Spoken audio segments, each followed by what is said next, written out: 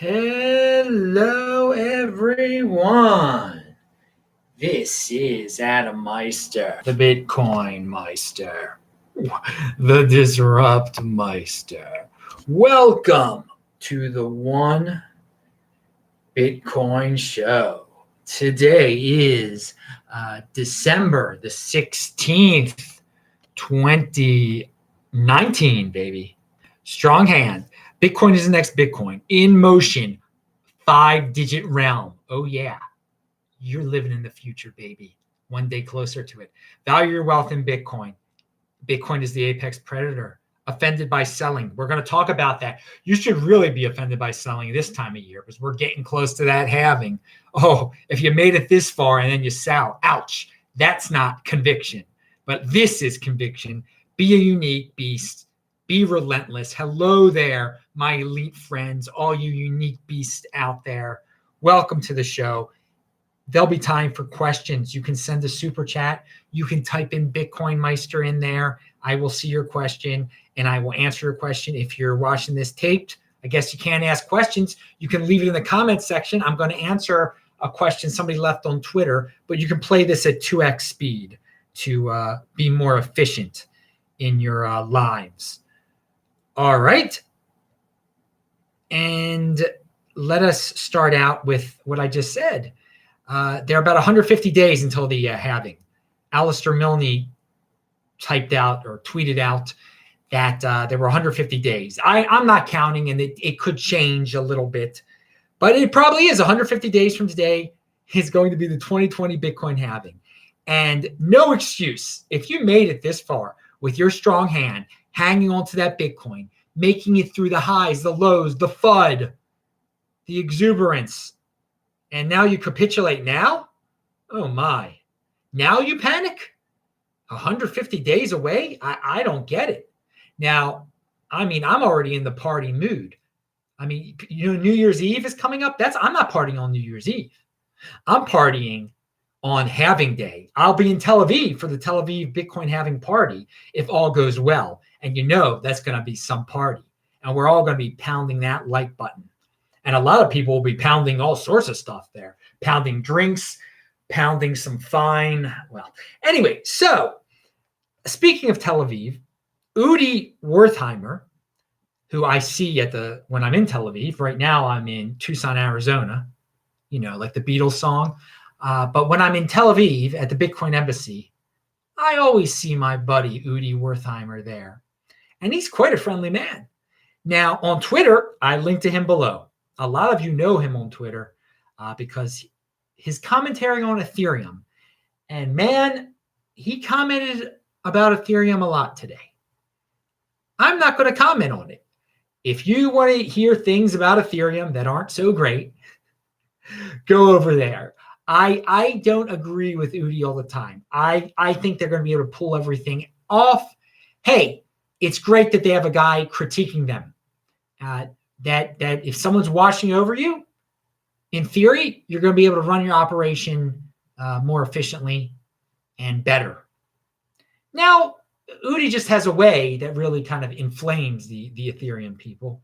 I know some people watching this video, they're really anti-Ethereum. I'm not anti-Ethereum. I think they should.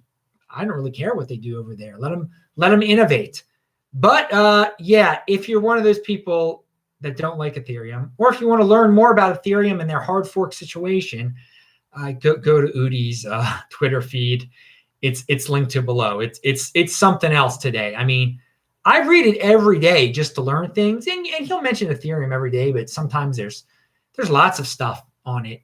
And he's a great guy to follow. But today it was just, whoa, like a wall of Ethereum. I couldn't take it. I'm like, yeah, I'll let the viewers decide on their own if they want to talk about this. So I can't talk about it. All right. I'm getting ready for the halving hype. It hasn't started yet, people, even though we're 150 days out. When we were 150 days out back in 2016, it hadn't started yet either, the halving hype. That was around 150 days out, was around February of 2016. And we were just about we're getting close. We were getting close to the hype and the people writing about it and the upward trend. We just had the Mike Hearn panic sell. So, I mean, there are a lot of people that are like, wow, how can things change around when we get, how is everything going to change in terms of the fiat price? The price is going down. How will it ever go up again? Back in the end of 2015, it was the same thing. It had gotten up to like close to 500. Then we had the Mike Hearn thing. It was back into 300. People were like, woe is me. It's going to zero. Oh, you naive people. Just wait. Just have a strong hand and be patient. All right. Now, and it's hilarious because I've been talking about this 2016, 2020 halving for 4 years, literally 4 years now. And then we're 150 days away. It's kind of surreal when you look at it that way. Like it's this far away moment in time that you're trying to get everyone focused on so they understand what savings is, so they don't panic, so they have just something to look forward to instead of some, if you don't have that point in the future, then it's kind of nebulous and cloudy, and you're more willing to just do wild things and sell your Bitcoin. But if you know that there's that date in the future, then you can create a system that's focused on that date. And that system is just buying and holding. And I mean, if you've been listening to this since 2016, this message of buy and hold 2020 halving, you're in pretty darn good shape, man. All right. But I know most of you have not been listening to it since watching or listening since then. Most of you haven't been in the space, weren't in the space in 2016 and probably at the start of 2017. Oh, well, it's still early. So let's talk about the block size debate again. For those of you who missed it, I just alluded to you guys, if you weren't around in 2016 or 2017, you didn't get to go through that. And some were saying that we needed big blocks right then. Right then in 2017, we needed them.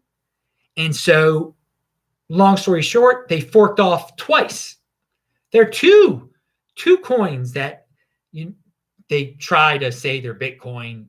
They try to say they're the real, Bitcoin is the next Bitcoin. These are just altcoins that forked from Bitcoin and one forked from Bitcoin Cash. Oh, I said the word. I don't usually say that. You can tell I'm tired. From Bcash. Excuse me for saying that swear word there. This is a family channel. I didn't mean to say that word. Anyway, yeah, I mean, that's like as bad as MF, isn't it? When you say the BC word. So, no, they forked off. I don't know if I've even ever said that word before here. Probably back in 2017, before we came up with the glorious Bcash correct term for that. Well, anyway, they said we needed it then. We needed big blocks. Well, here's an update from Vortex. Almost no one using the BCH or BSV chains. Meanwhile, Bitcoin is still processing larger blocks than both BSV and BCH combined. And he shows a graphic. He shows statistics in the tweet that you can send tremendous. The blocks can be huge on BSV or BCH, but they're tiny. No one's putting anything into them. No one's using it.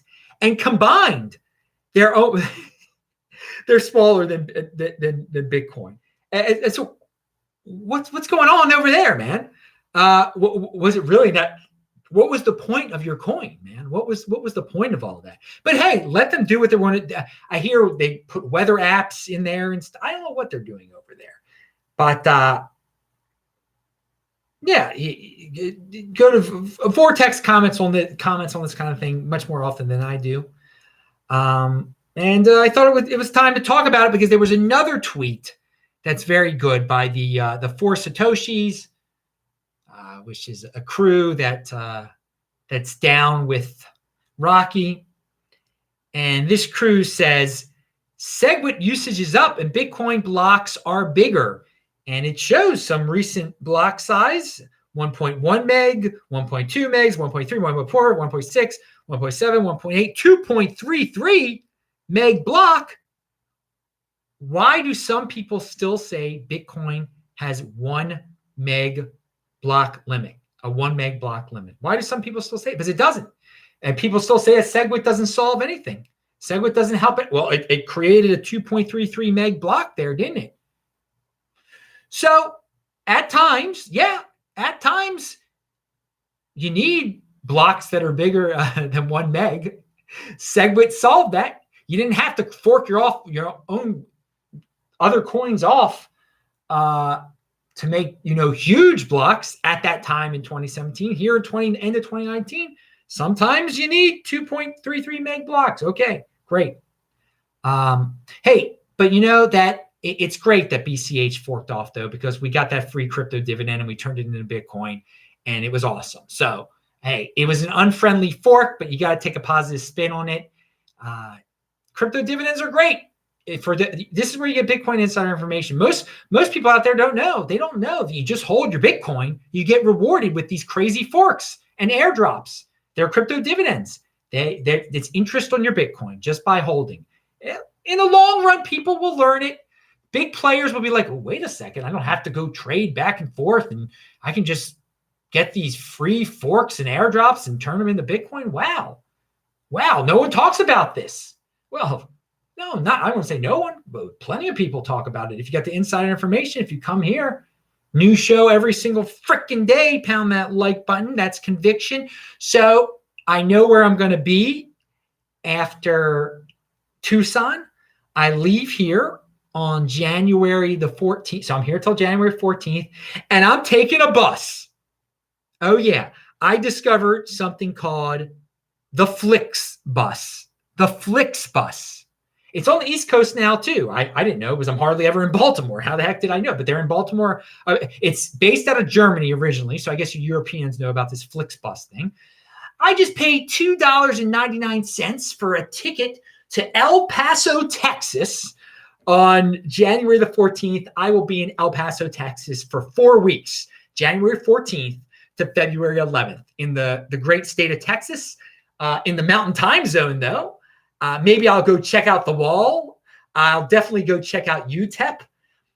Ever since I was a young boy, I liked college football back then, but I'd always turn on the TV during winter break, and you'd see the Sun Bowl on CBS. And that's a football game played in El Paso. And I believe the stadium is actually called the Sun Bowl at University of Texas, El Paso. And I'd always get a warm feeling because I knew New Year's Eve was just a few days away. It's usually played on the 30th of December. And now I'm going to get to see the Sun Bowl in person. I'm going to get to see El Paso, which has more people living in it than Baltimore City, which is like a disgrace to Baltimore City. Baltimore City used to be what? Like in the 1950s, it was like the 6th most populated city in the United States. And now it's 30th, and it's even below El Paso. So, and we know there's different demographics going on. Obviously, El Paso has a growing Hispanic community. I'm looking forward to seeing it. I don't know if there are Bitcoin people there. I'm going there because it's not cold during the winter. And but I got a good Airbnb deal. What can I say? Pound that like button. And I got a good transportation deal also, didn't I? Oh, God. So it should be fun. And so some people, now, if you're outside of America and you're like, ooh, I know some dude from Texas, Adam should go hang out with him when he's in El Paso. Nah, it doesn't work that way in Texas. It's a big state, dudes. It's a big state. If you know someone who's in El Paso, that's different. I can hang with them. All right. So, and of course, I will be in Geneva, Switzerland, April 21st to 30th. And then after that, I'll be in Tel Aviv for quite some time.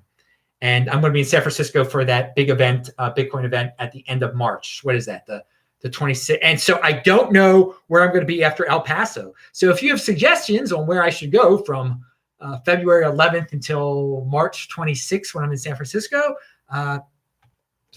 leave some suggestions. Again, it's got to be warm or pretty warm, pretty good. I mean, some people are going to be, oh, wait, Tucson's not warm. El Paso's not warm during the winter.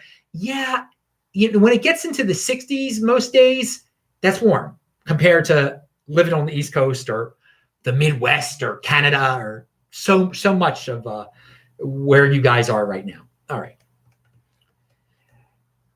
And yeah, I don't have to go to cold places. I've made it in life where I don't have to be anywhere. I can go anywhere I darn please. And that's freedom. And I hope you all can get that from the Bitcoin overlay also.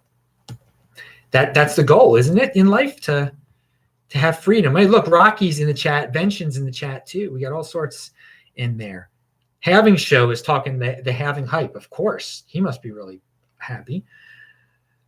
Now, Dan Tapiero reminds us that he was in Asia this past week meeting institutional investors. And again, this is one story. We'll see how true it is. And he got a Bitcoin revelation out there. The Bitcoin believers break down along age, just as in the US. Over 60, they still think Bitcoin is a fraud. Under 40, it is the future. In between, they are split. Every year that passes, Bitcoin gains more believers. It gets stronger. Now, there are plenty of dudes out there that are over 60 that like Bitcoin. But general trend, yeah, in the Western world, if you're over 60, you got a lot of questions about Bitcoin. And those under 40 are much more willing to accept it. And he sees that same trend in Asia, talking to institutional investors. And they got a lot of money to toss around. So you'd hope that more of those guys over 60 would have an open mind. Maybe things will change. But what will change, what cannot be denied, is that time marches on. Time marches on, and more and more people are growing up in the Bitcoin age. And soon it'll be most people under 50. Well, and the majority of people out there will be very cool with valuing their wealth in Bitcoin. So apparently same trends in Asia, though. I never really, when I'm in Asia, I talk to people that are under 40 mostly, or just a little bit over 40. So I don't know. When I was in Asia, I've never met anybody over 60. I don't want to say never, but never met any Bitcoin related person over 60. Nothing I can recall, at least. All right. Thank you for the observation, Dan Tapiero. Now, you don't need to read this full article that I'm linking to. I thought it's a good article, though. I thought that the tweet quote that summarizes it was very inspirational. Made me think. What's it say, Adam? Saving is not breaking a social construct. It is itself a social construct that has been broken. Yeah. Bitcoin fixes this, people. Savings is broken right now. There's no reason to save in fiat when it's just being printed away. I mean, you'll have something. I shouldn't say there's no reason, but there's a better reason to save in the best money. Because the dollar, they're straight up printing it, and they're telling you you're not going to retain wealth by just holding it. In 20 years, you're not going to be able to buy as much as you would have been able to 20 years previous. It's a spending mechanism. It is a spending mechanism. You can argue and say it shouldn't be that, but it is, because because savings is broken. Now, Bitcoin, that fixes it. So savings is the default. That's what people should be doing. That shouldn't be vilified. It's not breaking a social construct, okay? It is itself a social construct that has been broken. We've forgotten savings, but Bitcoin brings us back to that, okay? So the article goes on and on about that, because it was commenting on that woman's article that talked about how Bitcoin's best use cases are for illegal things and for uncensorable transactions. But also, he points out that it is a savings mechanism. It is for savings. You use it when you save with it. That's why I love it, baby. I value my wealth in Bitcoin.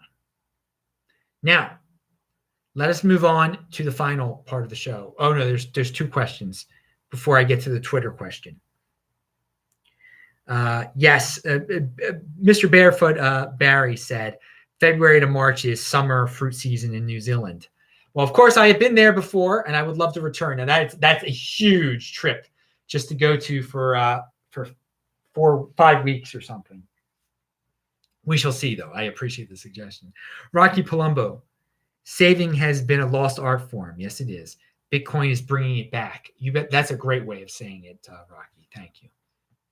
And Rocky's out in Southern California. Maybe I'll have to take the bus to Southern California.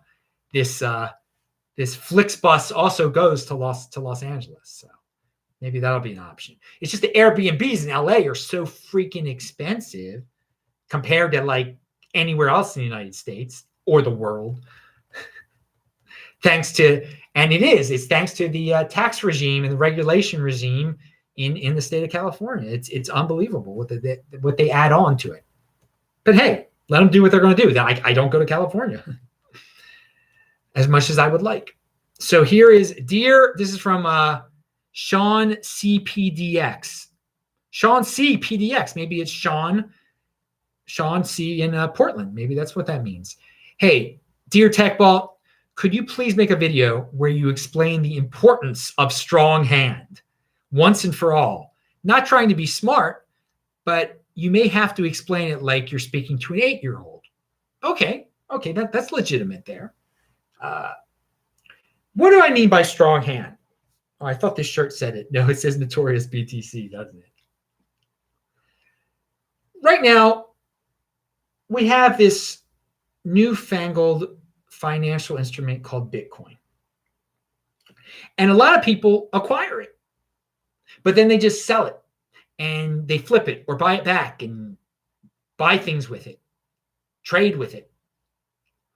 For me, strong hand is saying, I have bought this newfangled financial instrument and I am not letting go of it. I am using it as savings. I'm not doing anything impulsive with it. And I'm sticking to that.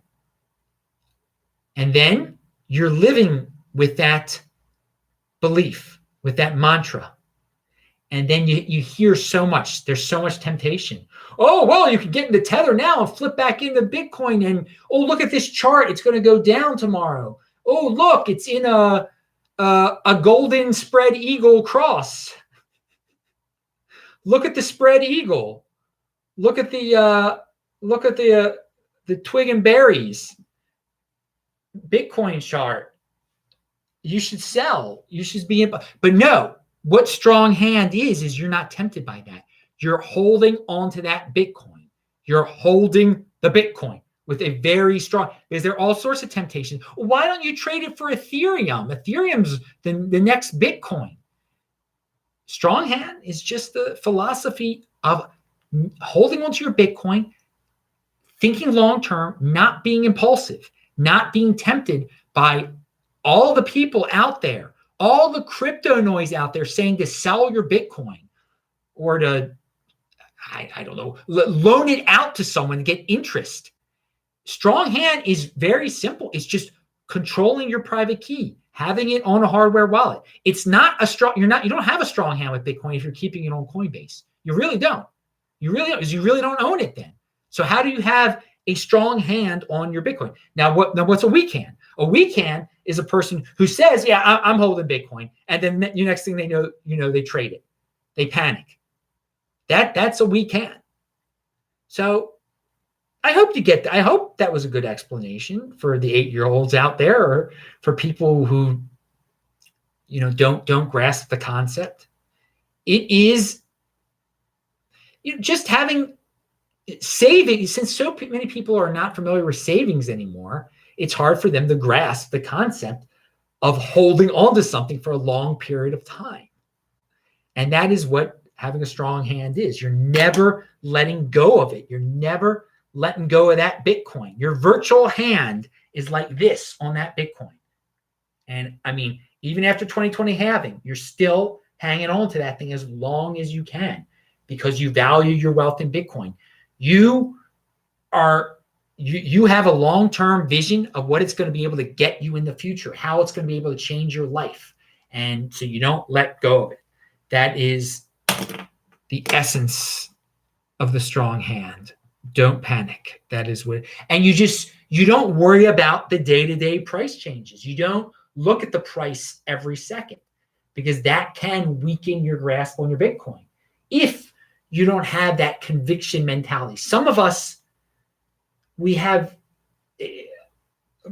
some of us just can't get tempted.